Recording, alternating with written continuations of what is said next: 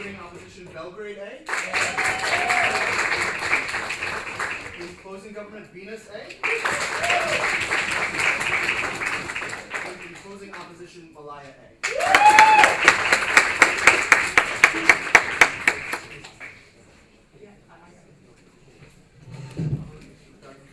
welcome the Prime Minister to introduce the motion that stands in her name.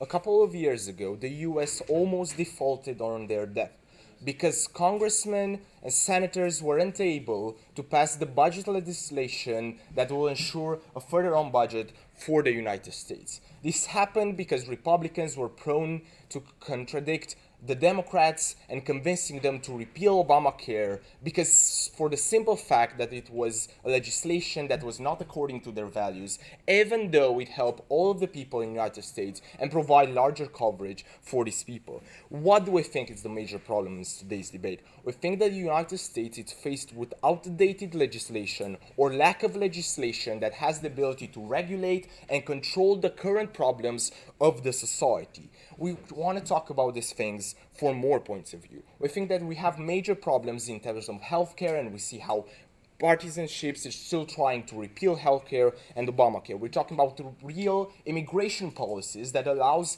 the United States to cope with the whole deal regarding refugees and regarding immigrants coming from the Europe or Mexico. We think it's a major problem when you still have legislation that are extremely outdated on problems such as war on drugs that still imposes minimum sentencing and is sending a lot of people to jail without actually solving the problems of the society regarding the fight against drugs. We also have major problems in education and all other aspects of the society. Why is this extremely important? This is extremely important because it does not allow people to adapt to the current realities of the world they live in. It means that they are faced with past legislation that are no longer accurate for the needs of the society. We think that politicians almost always decide to ignore good legislation that has the ability to change the world in which they live in just because it comes from across party lines, right? Just because it comes from a party that has nothing to do with their party, and we're going to tell you why is this so. But before that, closing. State policies can only work if it gets the will of the people. Why do you think that people who are now divided will resort to political centrism when you pass a proposal? Right, because right now there is a major incentive in parties to be divisive. There is a major incentive in political campaigns to be divisive because this is how you win an electorate. In the moment where it is no longer affordable for you to carry such a political campaign or to be extremely extremist in your stance, it means that you'll lead a campaign that will allow you when you get in Congress to pass bipartisanship legislation. Why is this system in the United States especially important, and why do we need compromise? Because the decisive chamber in their Congress is the Senate. In order for you to be able to pass legislation in the Senate, you need 60 votes out of 100, right? But moreover, we think that the system in the United States is so divided, and because of the whole gerrymandering, almost never a single party gets to have 60 votes in the Senate in order for them to be able to pass legislation. So we need cooperation in order to ensure that the fact that the legislation is passed. Now, why don't people vote across party lines? Because we think that in the moment when they vote across party lines, they lose all of the funds that come from different actors. They lose the political capital because they have ran a campaign that is intrinsically saying that there is only one party who can represent you as a person in the United States Congress, and we need to do everything that we can to be the ones that represent you, and everything that the other party does is to be against you, is to be detrimental to you. Moreover, we think that they lose the support of lobbying groups that are intrinsically divided on the American political scale, right? You see how the NRA is trying to provide more and more funds to the Republicans in order for them to keep legislation into entering into safety gun laws, right? Why do we change that? we think it's extremely important that in the moment when we change that, you're no longer, and we provide this kind of benefits, you're no longer dependent on the resources that come, first of all, from the electorate in terms of the nation, second of all, in terms of lobby groups that are especially partisans, and third of all, in terms of funding that come directly for the party. Why is this so?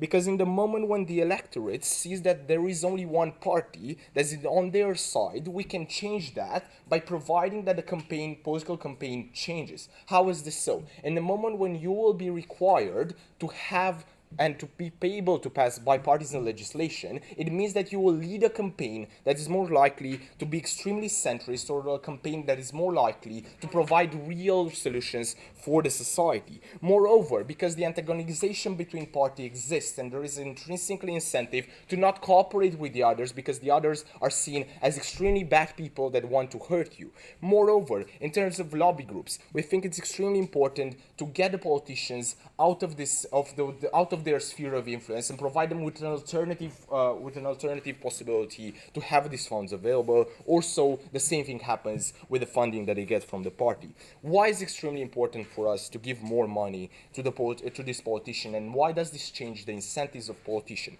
First of all, because when you have money coming from different sides, it means that you have the ability to raise more awareness and present to you as a better candidate in the society. Second of all, it improves your image just because of the simple fact that your image appears everywhere in the district where you run. Moreover, it convinces people of the fact that you are one of the most important candidates in that region in the moment when they have the ability to see your face or your political ads everywhere. In the United States, you need a lot of money in order to convince people to vote for you. You want to have negative political campaigns. You need to ensure that in order for you to be able to win, we provide this by having our case. Moreover, we think that there is a certain there is a certain bandwagon effect. In the moment when people see how you have more money, it attracts more money, it attracts more electorate. In the moment when this money comes from the United States government, we think it's extremely important because it makes candidates more likely to win in their circumcision,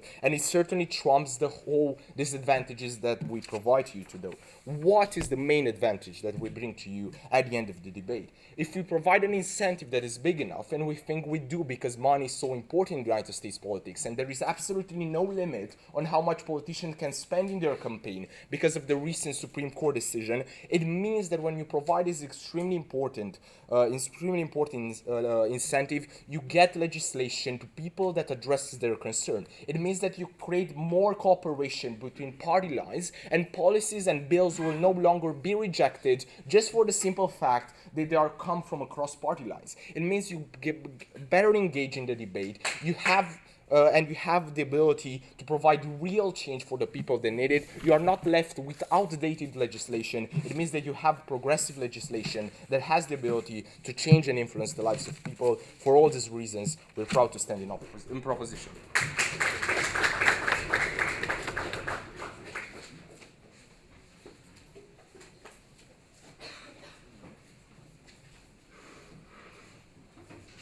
Welcome the Leader of the Opposition.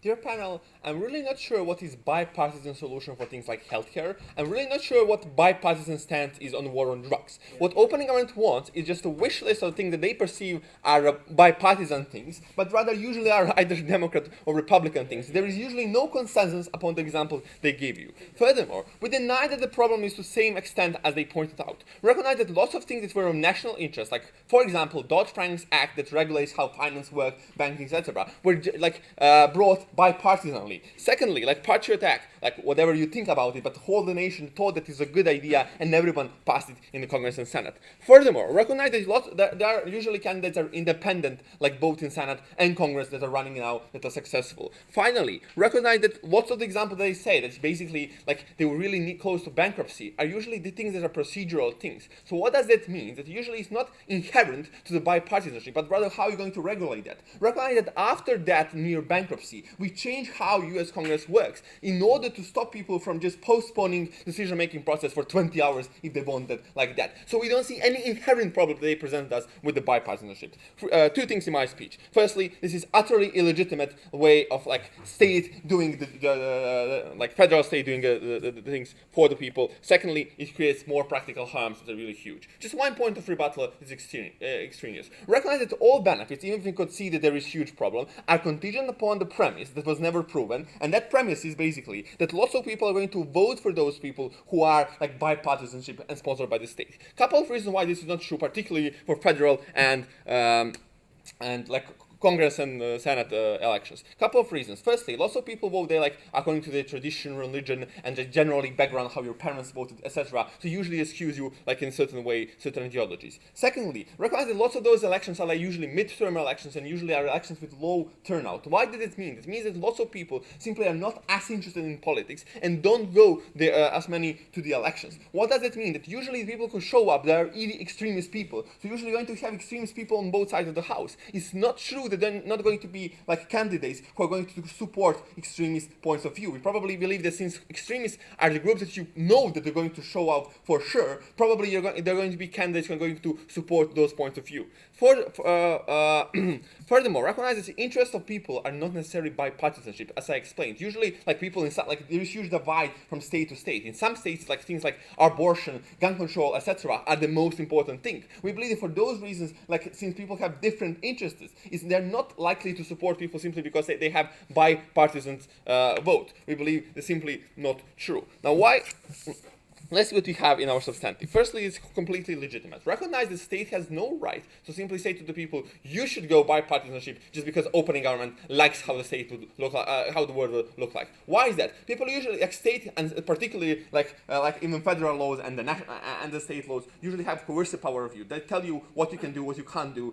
They can limit you in ways. They can even conscript you in really extreme cases. However, we believe that the only way in that thing not to be coercive and not to be like akin to slavery is that you have a full control of it, that you can choose who you can represent to. Yes, to some extent you can choose here, but there is huge pernicious effects from the state because they are pushing in favor of giving like more chances to the people who are actually really not your cup of tea. Furthermore, we believe that usually there are lots of people who turned out to be good senators, good congressmen, like for example Rich Perry from Texas, like for example the senator from Iowa that is senator from 1976. We don't believe that people from Iowa are stupid, so they cannot choose the senator who is really good for them if they're choosing him from 1976. What does that mean? That means usually it's bad to interfere for the people's decision simply because you perceive that bipartisanship is categorical imperative or something that really government wants to have. But even if that's just complete bullshit, and even if we only talk about practical implications, here are 3 reasons why this is going to be much more harmful. Firstly, recognize that they talk lots about lobbies, and they say lobbies are bad, but recognize that NRA are not going to change their policy on gun policy simply because there is this intervention from the state. Usually there are private lobbies that are completely not controlled by the state and also some really huge lobbies. Now what is the problem? Because right now they don't have as many interests to interfere in Congress and Senate election. Why is that? Usually they don't need as much money as, for example, like presidential elections, etc. What does it mean? It creates a perversive incentive for those corporations right now to interfere for those candidates. And since I explained that there are lots of extremist people or simply people who don't care about bipartisanship but rather about like democratical or republican values, there will be probably incentives for corporations who actually support certain types of values to interfere with this. Why does it mean? This firstly means that politicians who usually were more close to the people get more corrupted. It means that usually we actually get lots of private investors circumstances that can be much, much worse.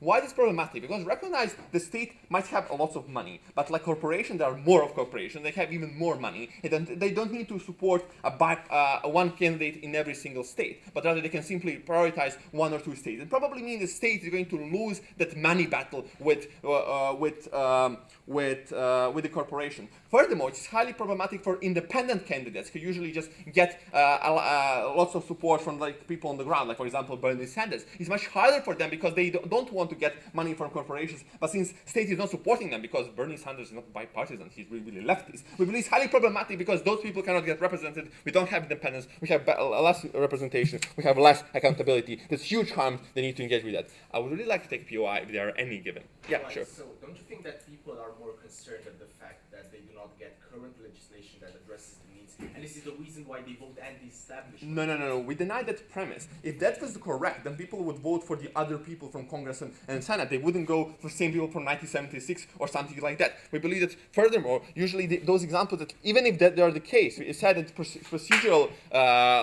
things can help them solve them. Secondly, recognize that you give more incentives to politicians to differentiate from each other. Now, since extremist ideas are going to be present, as I explained, we believe that lots of people who are going to be extremes are going to tend to differentiate themselves from the people who are in the middle ground. Now, why this matters? Because it creates even bigger problem if lack of bipartisanship is a problem, because more people just tend to differentiate themselves more from the bipartisanship. Because if political candidates are similar to each other, people usually don't know to whom they vote. They want to know that their votes are going to be for certain. And since extremists usually turn out, they're probably going to be even more extreme. Lastly, we believe that more populism you get on their side. Usually one of the biggest reasons why populism is happening is because people perceive the state is interfering in their lives, and federal state is telling them what to do in their smaller states and non-federal states, etc. We believe it's highly problematic because more people tend to go to populism, more politicians get populist, and create worse policies. We're very proud to oppose because it's a completely legitimate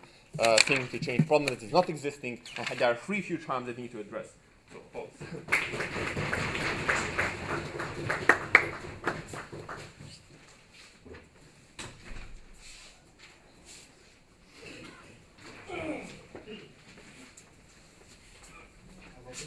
Prime Minister.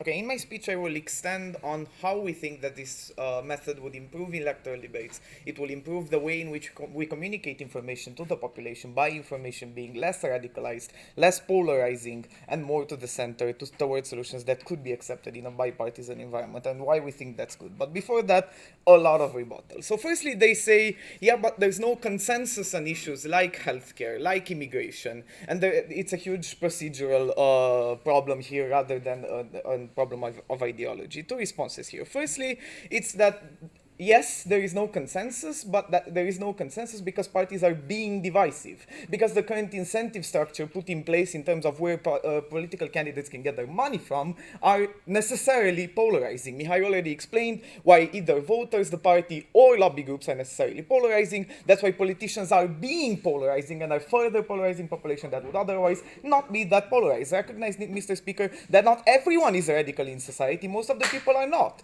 Most of the people would rather lean towards a solution that's more to the center, but politicians are being polarizing in their election campaigns and are convincing people towards being more radical. We believe that consensus can be achieved under our model, but furthermore, we believe that there is consensus on the fact that we need reform. Both parties are talking about that we need severe reform in healthcare, we need severe reform in education.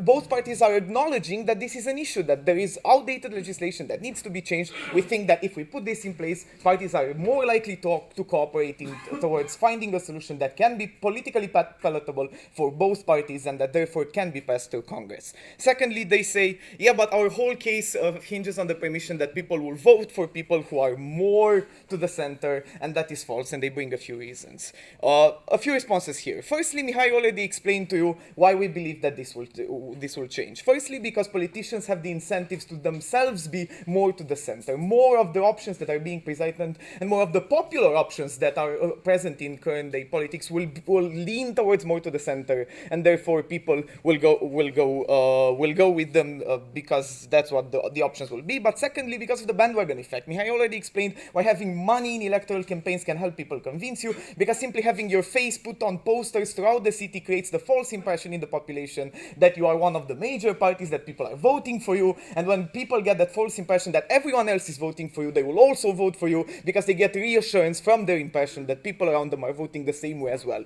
We think that pumping money into people that are being centrists will result in more votes to the center. I think that it's a bit silly to try to counter that. But three more reasons. Firstly, we believe that these differences of opinion will still exist. It's not like we're destroying the Democrats and the Republicans. There can still be differences of opinions as long as there is cooperation on important issues where all politicians agree that there is a need for reform and that there is a need for legislation to be passed. People can still distinguish themselves. Furthermore, though, we think that part of the reason why people are being radicalized, as I've already explained, is that politicians are radicalizing them. And lastly, we see that people want solutions. People want politicians that can pass this legislation. That's why they voted anti-establishment, because they're sick and tired of politicians just blabbering about and just fighting with each other on personal reasons in election campaigns, rather than pass on solutions that they can take. And then they say, yeah, but why is bipartisan necessarily good? A lot of people will want to still vote radical. And there's a few reasons why we think that bipartisan solutions are inherently better than solutions that are very radical towards one group. Firstly, because it allows to pass legislation. Mihai has already explained to you why it's a huge problem that there are many fields in the United States where we have outdated legislation that doesn't respond to current needs. Secondly, though, because a bipartisan solution is more likely to be a solution that helps more people. Why? Because it considers the needs of both electorates. Both Democrats and Republicans are equally considered, because parties will want to have a solution that is palatable for them both. That's what bipartisan means. Thirdly, though, because it creates less visceral reactions. Because when a motion doesn't clearly favor either Democrats or Republicans, people are less visceral to that, and therefore we think that this creates further de-radicalization on the long term. And fourthly, because it keeps a better representation by correcting an artificial imbalance, that artificial imbalance being the fact that politicians are being divisive themselves. And we think that the population would not be that polarized if politicians would not have the incentives to simply throw shit at each other during election campaigns rather than debate policies. And then lastly, they say, yeah, but lobby groups have interests to intervene in small elections, and they will pump more money into that, and that will result in more populism and more radical solutions. These interests are there nowadays anyway. Lobby groups are already putting a lot of money into these kinds of elections. We're simply balancing them by adding money from a centrist, from a more reasonable center bipartisan solution.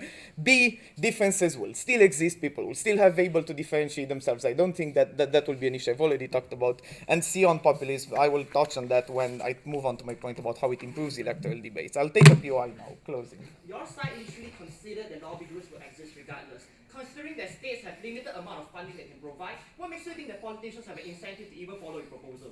Okay, so we don't think that the state will be able to outspend every single lobby group in the world. There will obviously still be lobby groups, there will obviously still be radical solutions that will be presented in the political market. However, what we think is that the state has considerable amounts of funds that will counterbalance that. We think that it will be a shift to the center. We're not saying that every single politician out there will be centrist because it will be the only economically sound way of running a political party. Sure, you can still take money from lobby groups. That will still be a problem under our model. However, we think that it will be a lot more reasonable when there is such a high force that can balance these forces and can push politicians toward bringing more centrist solutions. How it improves electoral debates? In three ways. Firstly, because debates are more likely to be rational and issues focused. Mihai has already explained to you why giving money to politicians to be more bipartisan makes them less likely to be antagonistic, less likely to further polarize the population, more likely to be centrist, which means that discussions during electoral campaign are more likely to focus on how to better create these solutions, how to better create bipartisan solutions that are A, palatable to both population, and B, help the whole population move forward by creating reform in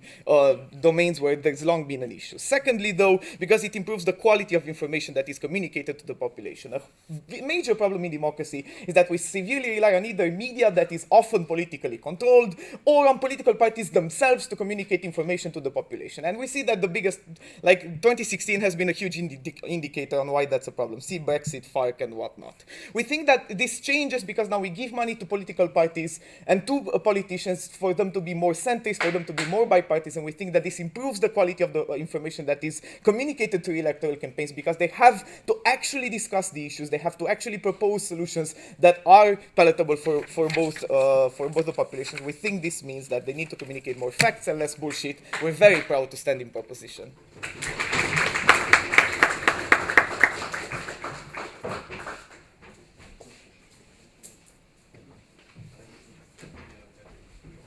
I welcome the Deputy Leader of Blackness.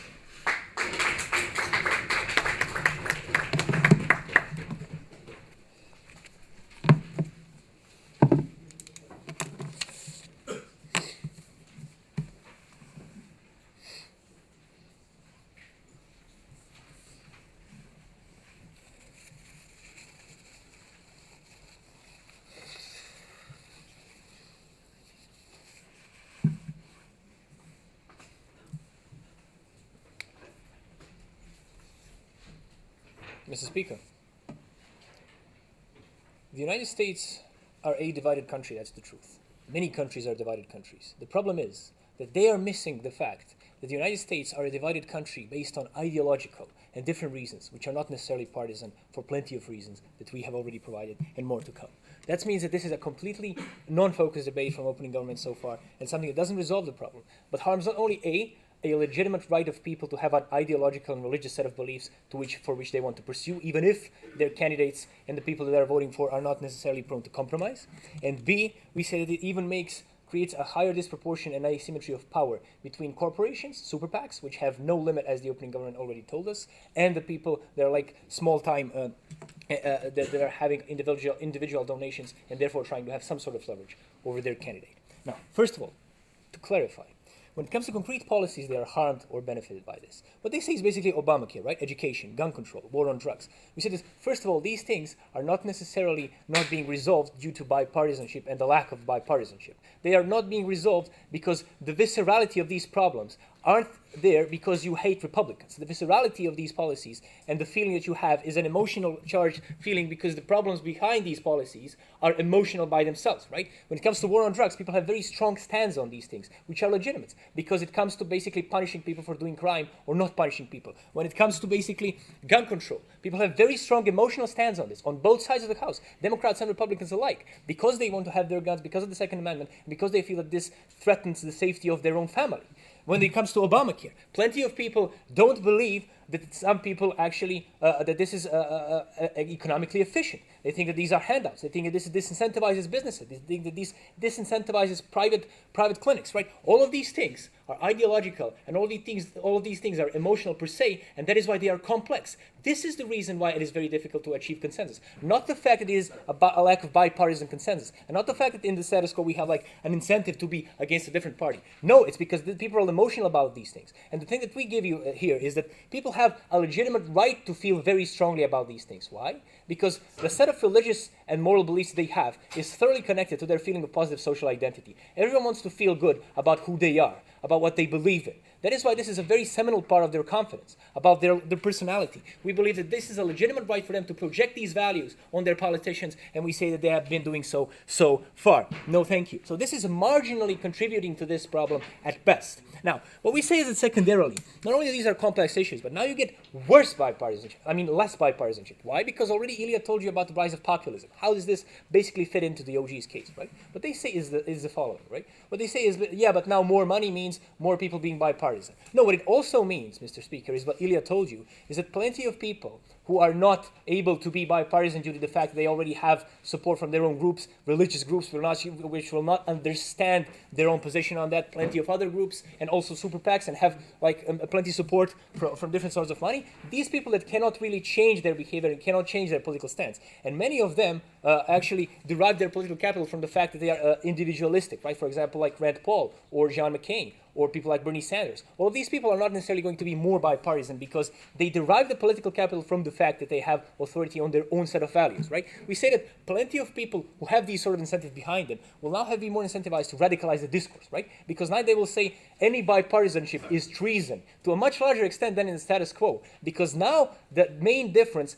is whether you are bipartisan or not. Now the main cleavage isn't whether we are pro or anti-Obamacare. It is not whether we are pro or anti-gun control. It is not whether we are pro-free education or anti-free education. Let me remind you that when it comes to war on drugs, you had Bill Clinton, which basically is a Democrat, which advanced this policy to a larger extent. So it's again a complete misunderstanding of political realities in the United States of America. These things are bipartisan by nature, and now will become even less bipartisan by nature, because now this cleavage becomes more important than before, because now more money comes based on criteria whether you are bipartisan or not. We say that's harmful because that means that the etiquettes of being a traitor, a political traitor if you are bipartisan, are now going to happen more in the discourse.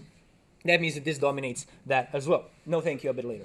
Now, what they give you as the warrant that you have an incentive to be aggressively bipartisan today, anti-bipartisan today, they tell you that corporations and lobbies are inherently divided, right? That is patently false. It is politically unsavvy to put all your eggs in one basket, in one political party, because you don't know whether the other party will be there, right?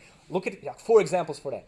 American-Israeli Political Action Committee, or J Street, both Israeli committees, right? Secondarily, and NRA, they have Democrats and Republicans alike. Third example, you have GlaxoSmithKline and basically corporations for medicines, right? These people have plenty of senators on their payroll, plenty of congressmen on their payroll on both sides of this house. Fourth example, Lockheed Martin, and when it comes to basically advancing certain policies which are pro-defense spending and stuff like that, all of these things are bipartisan in the status quo. The people that you harm the most are the people that Ilya is telling you about, are the people that cannot really have this race for more money in the political campaign and basically maintain it. Now, what do I mean by this? Now, when I say super PACs have no upper limit, that means that you can have a pump in hundreds of millions of dollars. And the incentive is very clear, right? Congress and Senate are crucial institutions. That's why super PACs will not just leave the room. Super PACs will continue to funnel the money because they don't have alternative ways of influencing legislation. So they still have an active incentive in doing so. But the difference now is that not only that these people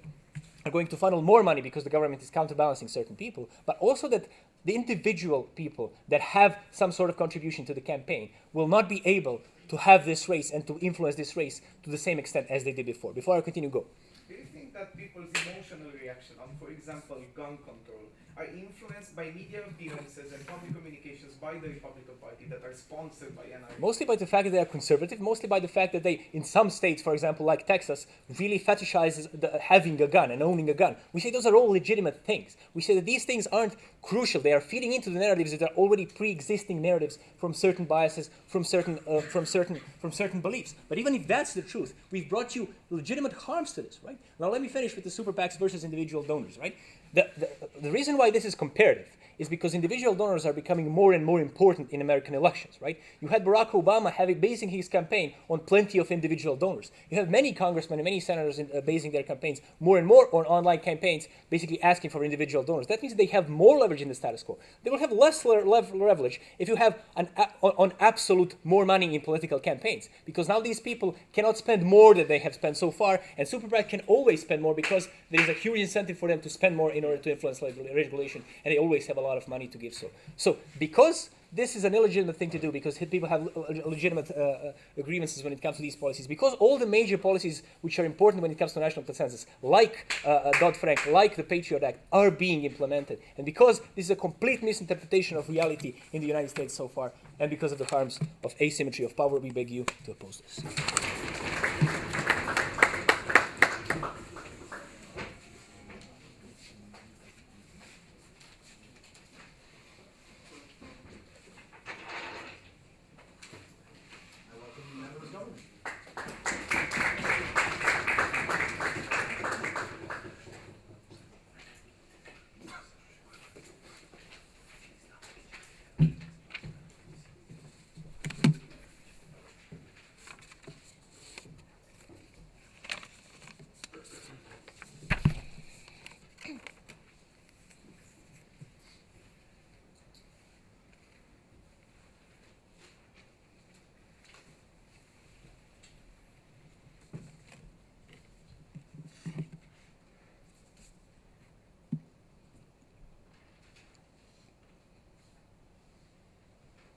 basically what OO wants you to believe is that super PACs will still happen. They will still be lobbied anyway. Therefore, we just need to give up. Closing government do not want to give up. We think the only way for you to be able to counter super PACs is to have another form of funding that could help other people to surface that finally it is not only going to be only overcrowded by super PACs but also other possible alternatives that could have been more better for the society. Two contributions that I'm going to bring in this debate. Firstly, I'm going to deconstruct all these things about whether or not we need to have all this discussion and whatnot. And secondly, why do we think it is important for you to have to induce society participation that could only happen if you have more ideas as compared to only having two ideas. But note, this is the comparative under their world, Mr. Madam Chair. We think the emotional charge that society has will never be solved anyway under their world. We think in order for you to have a better emotional discourse and whatnot is to have that ongoing discussion. What CG will tell you is that ongoing discussion is being washed out to only two polarizing parties that at the end do not lead anywhere. First contribution, why do I think that this polarization is so harmful towards the political party, and why do we think it is important to have an ongoing discussion? Uji touched this briefly by saying that, you know what, there will be a lobbyist and whatnot against it. But CG will comes up here and say what is so bad when you have all these super PACs only under their world into the dynamics of the politics. The problem is that, Mr. Madam Chair, all these elitists that are basically donating towards the political party and unilaterally under their side have an absolute stance in regards of something. It is impossible for Republican in itself has a member of congressman that said that climate change might exist because it directly opposes all the donators that tells you that I need to get richer, therefore we need to oppose climate changes. So under their world, you don't have discussion, but you have dictation from the elitists that tells you that you need to say climate change does not happen. This is exactly what happened in Florida congresswoman, for example, when they support climate change, the political party actively repressed her say by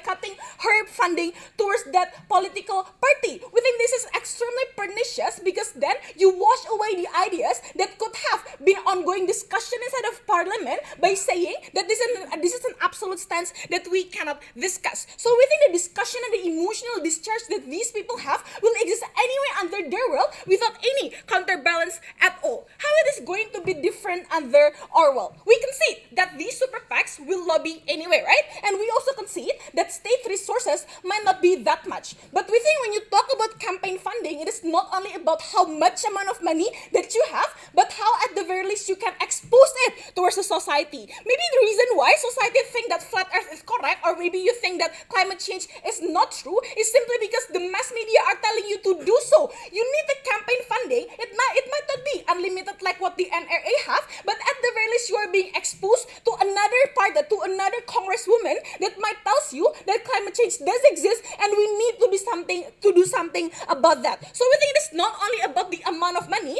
but at the very least you get the exposure towards a society that remains important under our world. So what is the correct comparative and ongoing discussion that we will have under closing government? We think NRA will still have their puppet congresswoman and whatsoever, right? But we think other congresswomen who might be more centrist or maybe have another option will have an equal playing field inside of congresswomen, inside of the Congress to discuss on their ideology. The very reason why that discussion doesn't happen under their world is because you have no money at all and you know that your campaign fund will be always at stake. Therefore, you are most likely going to only nod and say yes to the super PACs. We provide option to that, and we think the emotional discharge that that people have will be solved better if you have it on top of the table as compared to nothing at all. We think the same equal playing field is the only way for you to have the discussion ongoing in regards of this. Opening. Yeah.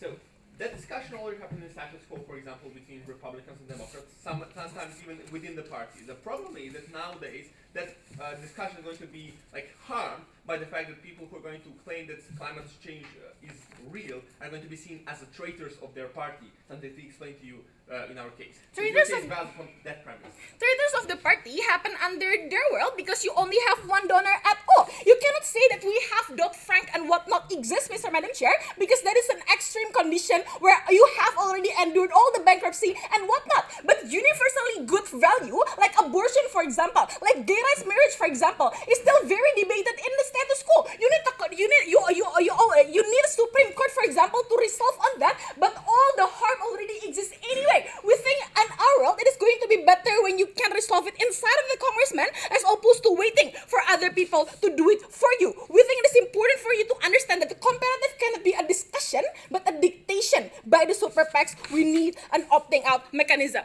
My second contribution, why do I think that it is important for you to induce society participation? Because CO will tell you this, right? They will tell you that society is extreme anyway. Firstly, we think just because society has become extreme doesn't mean it is a good thing. And there are two reasons. Because firstly, your nationalistic, like very nationalistic value, for example, as a Republican, will harm other people once you become extreme. This is how you get xenophobia. This is how you discriminate against people. But secondly, your extremism is what accentuates the dysfunctional system that we have right now. Because your extremist value is exactly what makes congressmen shut down back in days, and that is what exactly makes you not having any trust towards your government, because your government is doing nothing because they resolve nothing. We think the moment your extremism value has caused harm to other people and has created a dysfunctional system, that is when people do not go to election at all. We think it is important for you to have society listening towards their congresswomen so that they will be able to know and they will have faith towards their government that something could be done. That society participation actively can only happen if you have lots of funding as opposed to only contingent to the elitists and the super PACs. It is very important for you to have that. Lastly, we think it is very important, Mr. Madam Chair, to understand that the US system at the end will always be imperfect. What you need to have is a counter narrative that could only happen if you have a lot of funding so you to be able to have your discussion ongoing. Very, very proud to propose.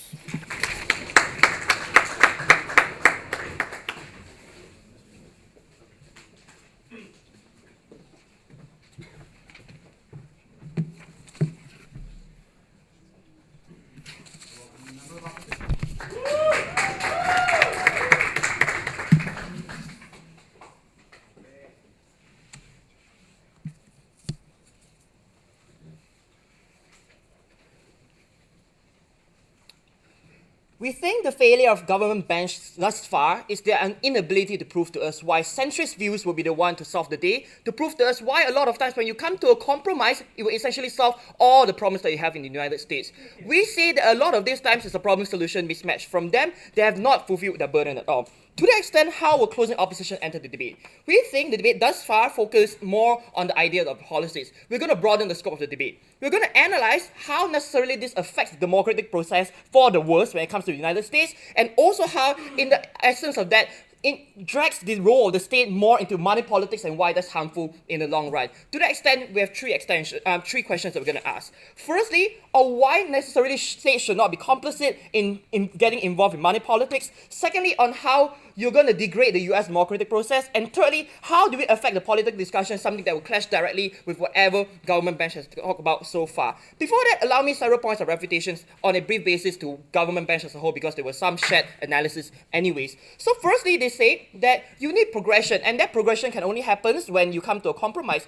But we say that the incentive structure now has shifted towards a view where you often compromise, and we say that that is one where you are often going to take unnecessary compromise to the point of that it diminishes the counter narrative that exists. A democratic process where parties, for example, champion views that are okay with this and okay with that is often one that goes nowhere because there's no strong counter-narrative to prove the point or drive it apart. Notice that closing government's view is on climate change, which unfortunately is a binary, it's either it exists or not. Under their side, for them to be able to come to a compromise, the centrist view politicians have to say that, yeah, maybe climate change is real, maybe it's not, we don't really know, maybe it's true on both ways. This means that it harms any form of truth on your side of the house. If you really want people to think that climate change is real, spend more money on education, this is not the right way to go about it. But let's move on to the question ultimately. Firstly, on how states will now be complicit in money politics. Notice that the bulk of their problem was to say that bipolarity exists. Why does bipolarity exist? Because people have lost faith in the state and people think and want to go towards more anti-establishment views, which is what opening governments say.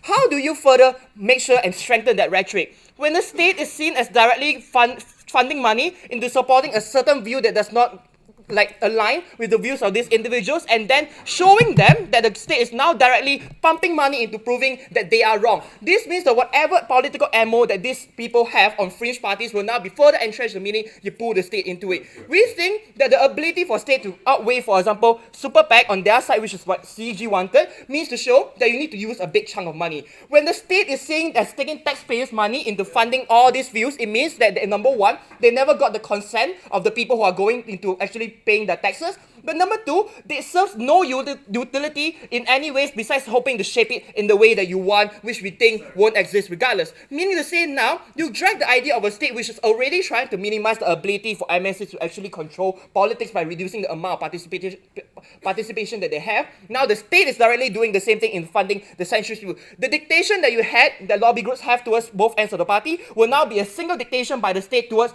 it being centrist. We think ultimately that's harmful as well. But also, we think that the idea is lobbyists will still fund politicians who give them their views. This you have to agree on your side. Meaning to say now, it's harder and it's more incentive for them and they'll get more money. Why?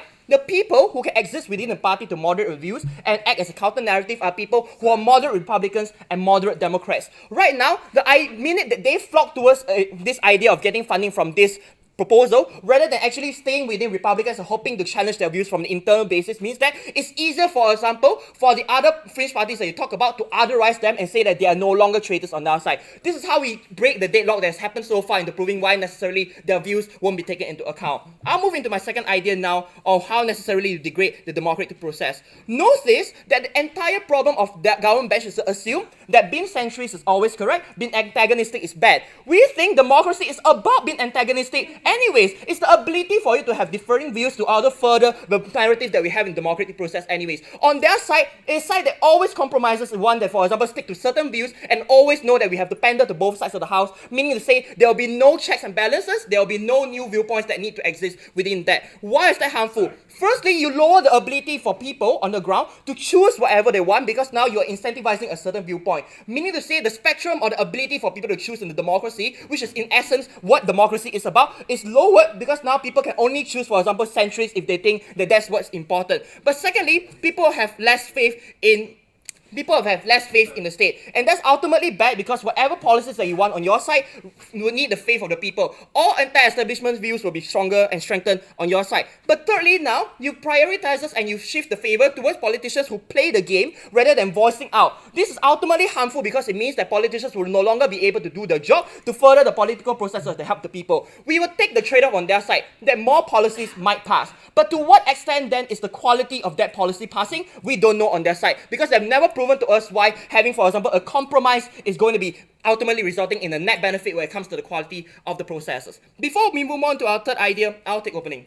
Yeah, like we've already shown in our speeches, ideologies will not dissolve into a single common centrist ideology. Politicians will be able to keep their ideology and their party ideology, whereas being able to cooperate on specific issues where bipartisan support is needed for the Firstly, the compromise happened in status quo without the need for your proposal. But secondly, if you're going to tell me that different opinions still exist, that means all the harms that you say on your side and all the benefits that you say on your side will still materialize in the sense that people will still go towards the end because it's seen as something that's not, number one, normal, and number two, things that are willing to voice out. Third idea, on what necessarily does this affect parties? We think that now, a lot of times, they'll be forced to sway away from the target groups that voted that in. Meaning to say, the POI they asked very early on the party demographics will still be the same. The voting pattern will still be the same. Meaning to say that the policies or the viewpoints of these individuals that they already have will still remain the same. Why is this harmful on your side? Because right now, there's less ability for them, for example, listen to people who still carry the banner of a Republican politician or a liberal Democrat politician who is more often than not able to remain within the party in order to challenge the views that they normally have. This means to say right now, when you chase these individuals away and we tell them that you should seek to actually get funding from the proposal that we have, it's less ability for them to moderate the views, and also secondly meaning to say that right now, there will be a stagnant and forcing away people to move from that. Ultimately, why is this harmful? This means that it reduces the ability for parties, for example, to come to a compromise on your side because ultimately people will be resorting to money politics more. The state will not be able to get legitimacy. Opposition bench think that the burden of us is simple. We think that people will always voice their views and there's no inherent benefit in any point of spectrum of the politics. We think that the ability for people to vote is ultimately what's important and we think we should respect those views. Very proud to oppose.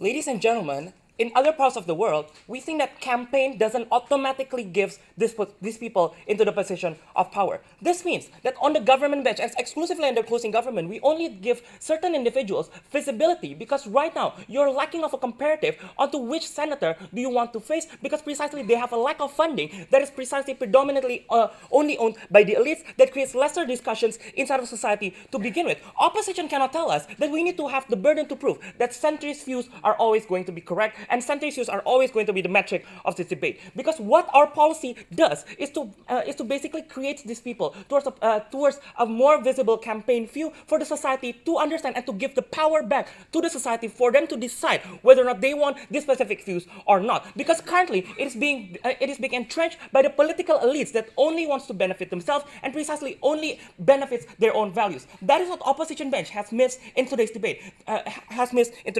What I'm going to prove to you is two things. First of all, why the principle of state intervention that they want so much cannot stand this debate, but secondly, how do you create a better political environment? But notice that their burden is to show us if our side suddenly have like a centrist parliament or centrist House of Representatives, this means that their model on how corporations and super PACs still exist doesn't happen because precisely these individuals and this state power can still win over all of those corporations. We don't get why the comparative is necessarily that way. You're playing on a very, very extreme case. But firstly, let's talk about state dictation, ladies and gentlemen. Firstly, in my introduction, I already told you why we don't dictate the way in which people are going to vote. It's simply the matter of how they're going to campaign. We're simply going to give them funding, ladies and gentlemen. That's the most important part that comes at the government's proposal. But secondly, let's compare the dictation that happens in the status quo. They already concede that in the current status quo, the dictation already happens through super PACs, through people in corporations, through lobby groups. They need to justify why that dictation is so much better than the dictation that we give under our side of the house. True, there may be this is a dictation, but even if this is a dictation, if the end result is a better form of political environment, that's a dictation that we're willing to take, ladies and gentlemen, as compared to the current political system that is very entrenched by political elites that gives low turnout, like what opening opposition would like to say to you to begin with. So our policy solves all of their problems, which I'm going to prove to you in my second issue, predominantly, right? How do you create a better political environment? Because once we prove how this issue is going to better the political environment, their principles of state intervention doesn't stand a chance. So firstly, let's talk about asymmetry of power. What we say is that asymmetry of power exclusively happens under opposition bench because in the status quo, political interference happens exclusively to political elites that they willingly conceded to begin with, ladies and gentlemen. Like political elites have the ability to mobilize resources and restructure and impose not only values but the kinds of policy that you'll take in certain states. That's why in Florida, for example, even though they're very, very hot and they see that the effects of climate change is still real in that state, they cannot do anything because the Republican Party imposes them to do these certain policies, ladies and gentlemen. They might say, but you know what, Democrats can do that. But this is within the interest of the political party themselves, and how are these Republicans in Florida are going to be represented, ladies and gentlemen. We don't simply see that we need to give them, the people in Florida the chance to not support Republican values at the end of the day just because they don't support climate change. We think that the values and the policies in today's climate is very, very fluid, and they need to respond towards that, ladies and gentlemen. But that means as well, ladies and gentlemen, under that side of the house, discussions won't happen because precisely these individuals are not being pursued and are not visible enough inside of the people's decision-making calculus. Because in the current status quo, the reason why this cannot happen are two things. Firstly, it's the lack of comparative. Because notice that in the status quo right now, most Senate men or Senate women or congressmen or congresswomen only runs independently, ladies and gentlemen. They only run towards the single independent that is mostly picked by the party's candidates and by the political elites that Stalin already told to you. This means that the reason why senators in one state is from 1979 is not because the people trust them, but it's because the funding has been pumped exclusively through him, and because the political elites only believe in that that only him that can run the state, ladies and gentlemen. This means that the lack of comparative exists under that side of the house, ladies and gentlemen. What do we prove to you under our side is that opposition of these congressmen or congresswomen might exist, ladies and gentlemen, because finally, even though Even though they like to entrench the value of the party, they can still do that and they can have the state funding to do so. This gives the option for individuals to choose which kind of value and which kind of policy that they deserve inside of their state, ladies and gentlemen. And notice that all of states have different value, like what opening government would like to touch to you to a little bit. But the frame that we've given you in closing government is that the only way for the government to give back the power towards society for them to decide their own value and what they want in their state is for this comparative and opposition to exist that doesn't happen under their side of the house. This also happens because of the lack of avenues, because notice there's multiple intersectionality of values, ladies and gentlemen, that cannot be represented just by Democrats or just by Republicans, ladies and gentlemen. We believe that in the current status quo we need to be fluid with these kinds of policies. But what their side of the house does is impose these certain policies and these certain values towards these individuals by the virtue of them being inside of a political elite and political party. We don't like that, ladies and gentlemen. So we say that the only way for us to give the power back towards society is through our proposal. But secondly, let's talk about the lower turnout. We said this exclusively happens under their side of the house because the people in the centrist that want to vote for a certain Senate member or Congress member, ladies and gentlemen, doesn't get to vote because they don't see that any kind of congressman, like a single independent congressman, will eventually change whatever it is that happens in the status quo right now, ladies and gentlemen. That's why lower turnout happens. But under our side of the house, we envision that people will more likely to engage towards these certain types of matter because precisely there are already comparatives which are backed by the state, ladies and gentlemen, which are backed by the campaign fund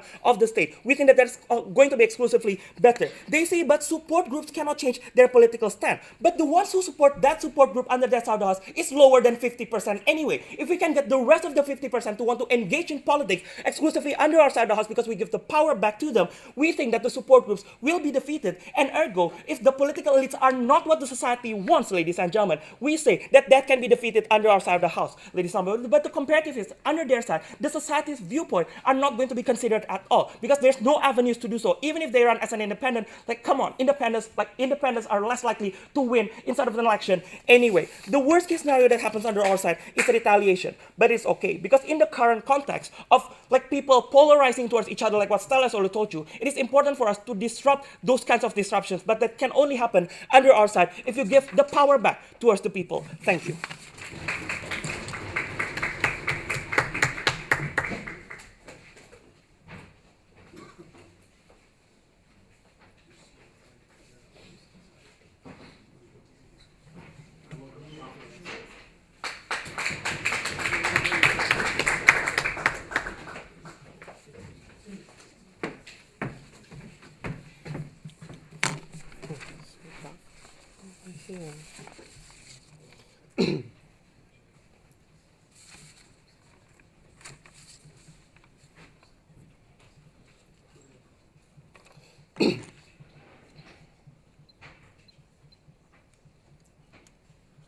Panel, in my speech, I'll discuss three issues. First, what is the outcome that the government bench wants to achieve, and is it a desirable outcome for the people? Second, a bit on discussion and participation, because that's what CG has been shouting about. And lastly, should state be complicit in money politics? An extension Patrick brought about, and an important extension in this debate for Op to discuss that was not really taken out by CG. But first, the outcomes. Note that this proposal coming up from GovBench is predicated upon the assumption that this proposal will work out and everyone in your parliament member will be centrist government, and that's when you can push proposals. Because they say that the problem that exists right now is that when you have Democrats and Republicans and polar views, people fight and then you don't get anything in between. But then I think the burden that Gov had to push is that why is it when you have a centrist government member pushing for legislation, you'll be the most representative of what the people want and it's the best of what the people would push for? Because note, I don't think ever once did they push and approve this on their side. Because even when you want to look at the example of Obamacare that they talked about, even when it came to Obamacare, there was no one good or one bad as to whether we should get rid of Obamacare completely or keep it. Even when when Donald Trump ran as a Republican candidate, his idea was to repeal Obamacare as a whole. But even then, they came up to a middle ground and said, maybe there are still merits to Obamacare and maybe we should keep it. So this negates the argument from GovBench that the Republicans cannot come to a center point and then meet and agree, because we think that that is an outdated context that they talked about in the current idea. It still works. But note that the best case scenario, that the only way they can create any form of change is that a majority of the parliament member within your parliament house is going to be of centrist view. Let's see if this is the ideal form of opinion.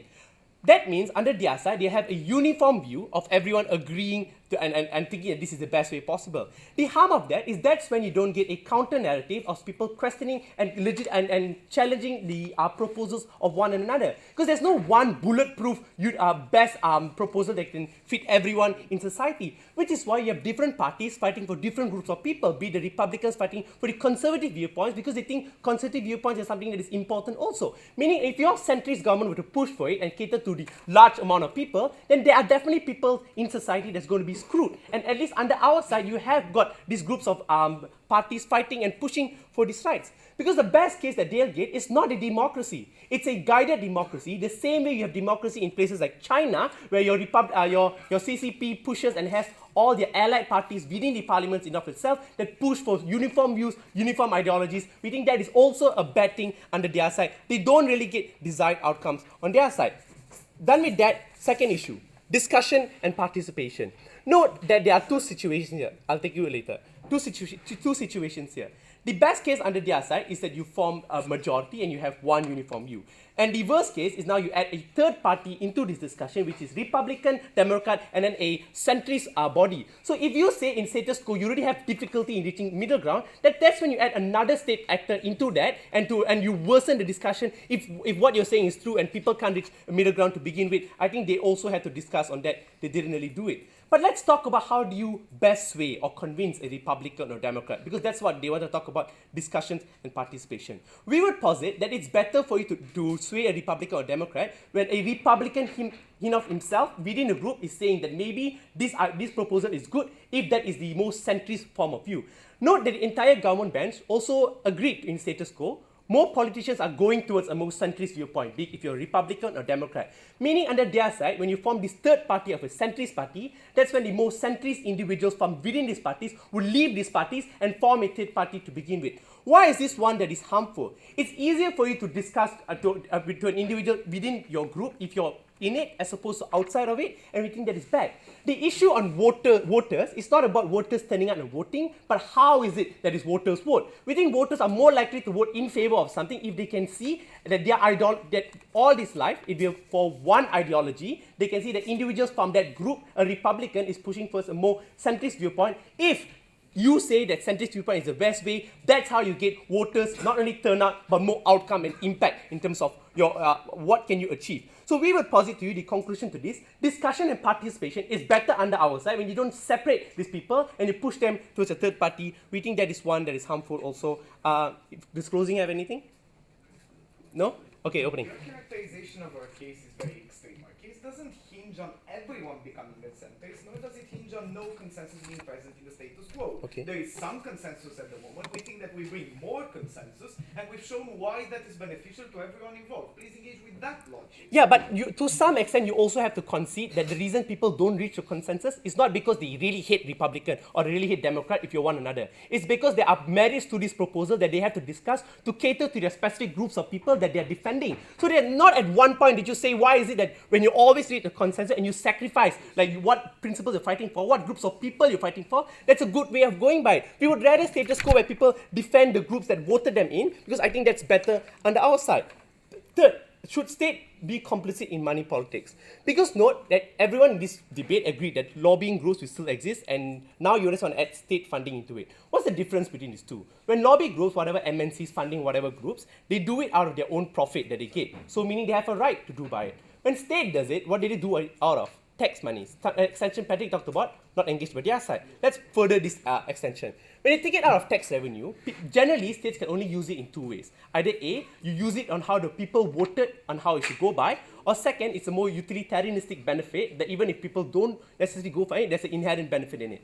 Both of these criteria are not fit under their side because what they are doing is that state is saying that your existing ideology is not one that's very good. We think a centrist ideology is something that's better, and we're using tax revenues for it. Because I think it's extremely cop-out for closing government to say that we just want more choices and people will be more exposed. People are exposed of many things. Even your Green Party existence is very much exposed to people. But even if this Green Party were to get some amount of money from your state, they will still lose out to the media time, to whatever campaigning that these other groups have. So we think exposure is even if that's what you want, we don't think this is the only way of doing by it, and you don't get any outcomes. Put it on the bus like NHS. Perhaps you'll get better outcomes in awareness then, right? But why is it important? Second, why is this harmful? Second, the perception of people. Note, if right now you tell me people are anti-establishment, this moment they see state funding a group, that's when you further perpetuate this idea that this is an establishment supporting another group. But second, we tell you whatever legislation that you were to pass is still not going to be effective because it's one that is to some extent supported by the state funding that is illegal and against people's wish, and we think your outcomes will not be achieved as well.